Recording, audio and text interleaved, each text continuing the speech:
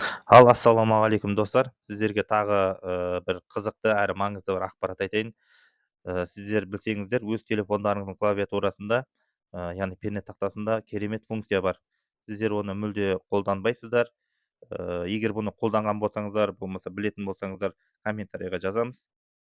Ал мен сіздерге көрсетейін.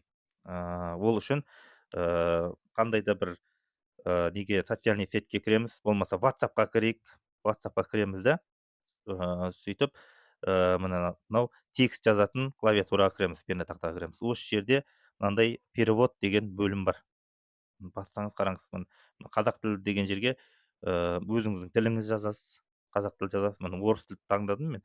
Болмаса ағылшын тілін таңдадыңыз, араб тілін таңдадыңыз, қандай да бір тілмен сөйлескіңіз келсе, мысалы шетелде достарыңызбен сөйлескіңіз келсе, жұмыс барысымен мысалы орыс тілінде орыс жағынан сөйлескіңіз келсе, осыны басасыз да осы жерге жаза бересіз.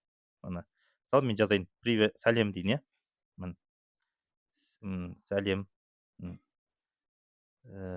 сәлем, сәлем, мен дейін да, мен ауылға келдім дейін.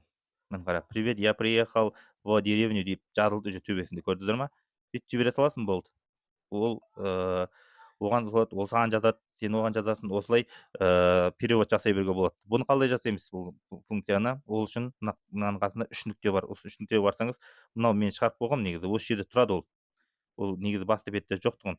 Сөйтесіз да осы жерде міне басып тұрасыздар, міне жылжытып әкелсеңіз, міне осы жерге басты бетке қойсаңыздар, осыны сол сияқты нені, осы перевод екен. Сөйтіп осы жерге шығады басты бетке. Сөйтесіз де осыны қолдана бересіз. Өте тиімді әрі оңай. Жасап көріңіздер.